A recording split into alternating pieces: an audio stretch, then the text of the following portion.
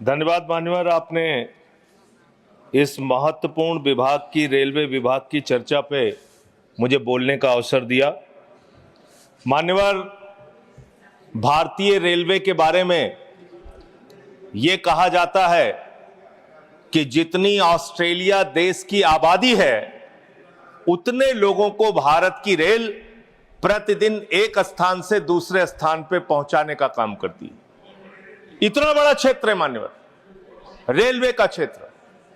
हमारे साथियों ने भी कहा कि इसके लिए पहले अलग से बजट आता था, सबको इंतजार होता था, नई ट्रेनों की घोषणाएं होती थी, क्या क्या रेल के अंदर बदलाव किया जाता था, मंत्री जी बताते थे कितने कर्मचारी रखे जाएंगे, इसकी घोषणाएं होती थी, पूरे देश को इस बात का इंतजार होता था। लेकिन अब आप आम बजट के साथ रेलवे का बजट लेके आते हैं, हालत क्या बना दी। बातें तो बड़ी बड़ी होती है, Vande Bharat train, bullet train, प्रधानमंत्री जी ने कहा था बुलेट ट्रेन चलेगी मुंबई से अहमदाबाद तक। बुलेट ट्रेन चला रहे हैं ये लोग। बुलेट ट्रेन तो छोड़िए, जानवरों की तरह इंसान को रेलवे के अंदर ले जाया जा रहा है, एक जगह से दूसरी जगह तक। शर्म आती है, वो दृश्य देख के शर्म आता है मान्यवर।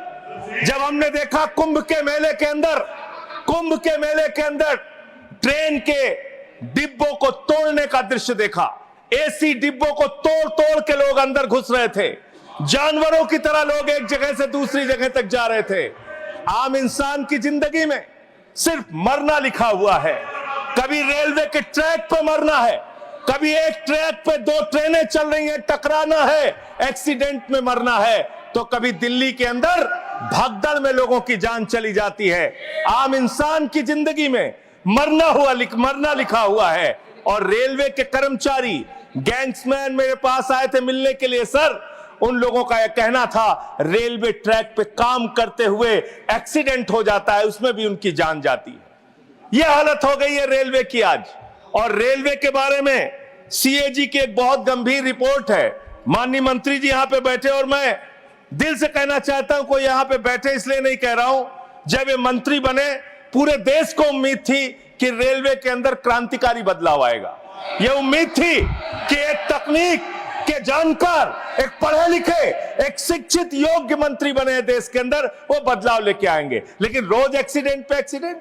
जितना ट्रेन की पटरी पे ट्रेन नहीं चलती, उससे ज्यादा ट्रेन के बाहर, पटरी के बाहर ट्रेनें चल रही हैं।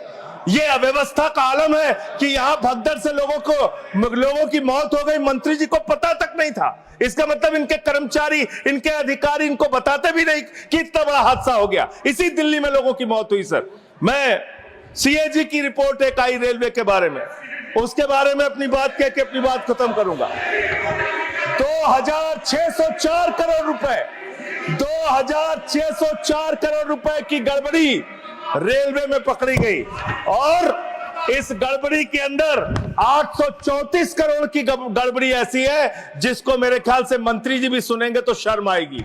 मुंबई से बांद्रा तक एक रेलवे के डेवलपमेंट का प्रोजेक्ट रखा जाता है, उसके लिए लोन लिया जाता है, उस लोन के ऊपर जो कर्ज का ब्याज दिया जाता है वो 834 करोड़ रुपए दिया जाता है, लेकिन वो परियोजना शुरू तक नहीं होती। मान्यवर, यह है अनियमितता का मामला आपके यहां। इसका स्पष्टीकरण दीजिएगा अगर आपको मौका मिले। और अंत में एक बात कह के खत्म करूंगा अपनी बात, क्योंकि समय कम है।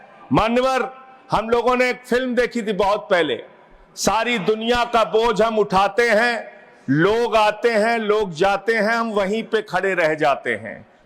ये कुलियों के दर्द के बारे में मैं बता रहा हूं। कुलियों के संगठन के लोग मुझसे मिलने के लिए आए थे 3 दिन पहले मान्यवर, और पूरे देश में 19,000 कुली हैं जिनको उस समय की 2009 के अंदर उनके लिए घोषणा की गई थी कि उनके बच्चों को नौकरी दिया जाएगा, उनको गैंग्समैन की नौकरी दिया जाएगा। लेकिन आज उन कुलियों की हालत यह हो गई है कि रेलवे के प्लेटफॉर्म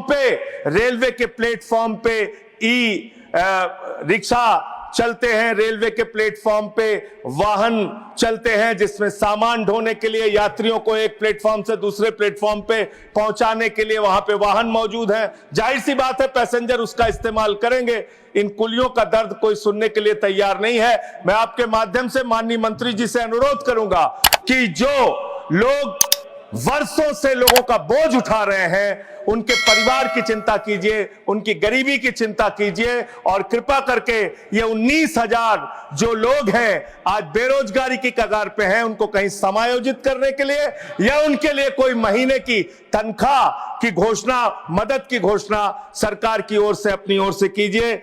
और अंत में यही बात कह के अपनी बात को समाप्त करूंगा कि आज पूरे देश को इंतजार है इस बात का कि कब ये दुर्घटनाएं रुकेंगी।